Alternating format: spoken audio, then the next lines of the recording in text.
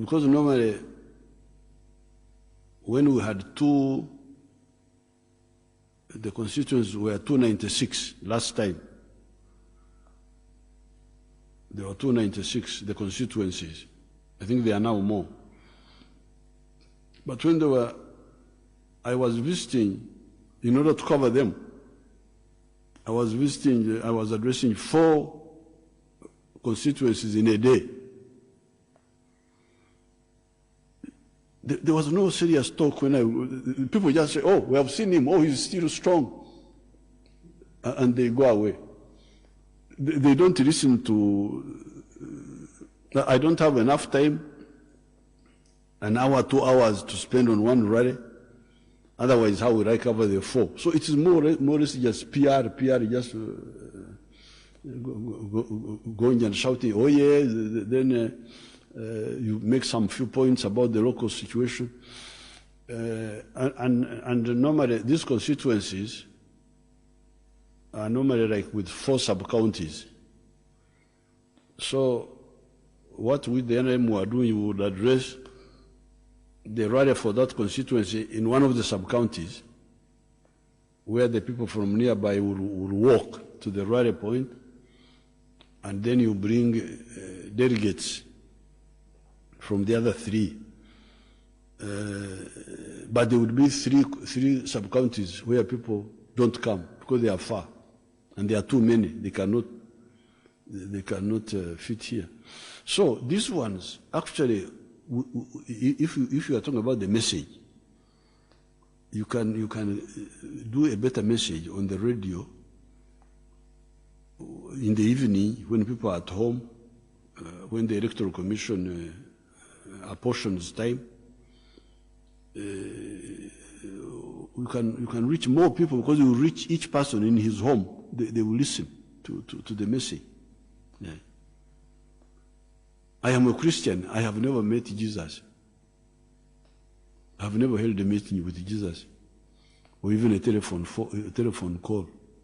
But I got the message by reading the Bible. That's how I am a Christian. Now, get the message of the people, this time through either reading, but especially through the radio. The radio can reach everywhere. We have had this business of rallies or what is also part of our. But they have held elections in South Korea. Just like if the people are already registered, they have had elections in Poland, I think. They had elections somewhere else. There are others where they have rallies. But in those other places, I don't think they even had rallies. They were in South Korea and in Poland. I never saw them rallying. This rally is an African phenomenon. I think it's like part of our culture, Okujaguza. But otherwise, if you are talking of message, or waka, there is enough on the radio, especially for the MPs and for the presidential candidates and so on. The other levels, because there are more numbers, we may have to think of some other ways like megaphones, somebody going through the villages talking, even if people don't come together, but they can hear. It's possible to have the idea of a state of emergency was not a good one because this is the problem we had in the 1960s. We had elections in 1962. We were supposed to have another election in 1967. It was never held. State of emergency. That Obote had fought with Mutesa in 1966. But Mutesa had already run away. So you wonder why the election was never held. The election was never held until Idi Amin came in 1971. And we never had election until 1980, 18 years. So I didn't like the idea of state of emergency. because you can vote, you can hear the message remotely, and then you vote. Because the voting itself is safe, because you go in line and you vote and you go home. We were balancing problems, but we thought the problem of not voting was worse. Your Excellency, the opposition has been demanding for a fair ground ahead of the elections. They claim they've been denied access to media platforms and their movement around the country is curtailed. They are calling for a level field ahead of the elections. What do you say about this? Many of the media houses are opposition. It should be the NRM that should complain. Some of the radios are anti-NRM. NTV is enemy radio. There's another one called NBS. I don't know whether it is enemy or what. They normally, then there are so many anti-NRM radios. So why are we not complaining? They have been demonizing us for all this time, telling lies.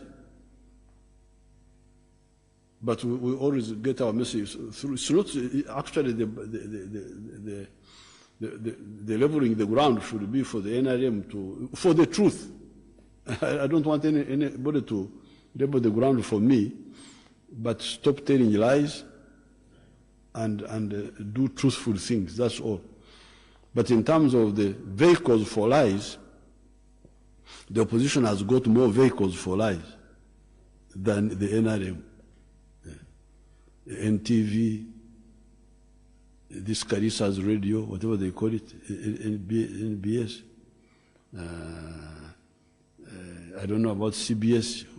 Where does CBS fall? Is it friendly or what?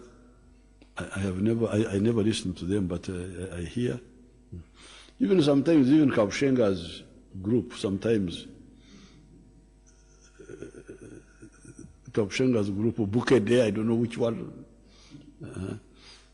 But the NRM survives in spite of all these liars. So that's a false argument. It is rubbish, actually. It is a lie. There's more anti-NRM than anything else with that media. If you are to quantify the media, I think you could say that 80% is anti-NRM, maybe 20% is. Of course, NRM is also, they are a bit laid back, they never talk much, they never.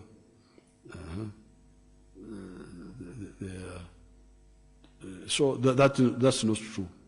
Your Excellency, recently, Research World International released a poll, the poll which was conducted around March, pre-COVID, which put you ahead of all the possible candidates in the race to the presidency at 47% of their 2,300 sample size. Do you, first of all, believe in polls? And what's your opinion on this poll? Well, you remember those polls are not new, especially the ones conducted by Monitor. The Monitor always has a problem of accepting that NRM is very popular. So they say, oh, 47%. The other time they said 49%. You remember the other election, they always do that. And when we come to the election, we end up with 70%. So I think the polls, generally speaking, those polls may represent the obvious, that the NRM is massive and very strong, and that it will win, but they try to suppress it, to say they will win, but with 47%, maybe there will be a rerun or something like that. Just wishful thinking. You check what they published last time, before the election. In 2006, in 2011, they always, 49%.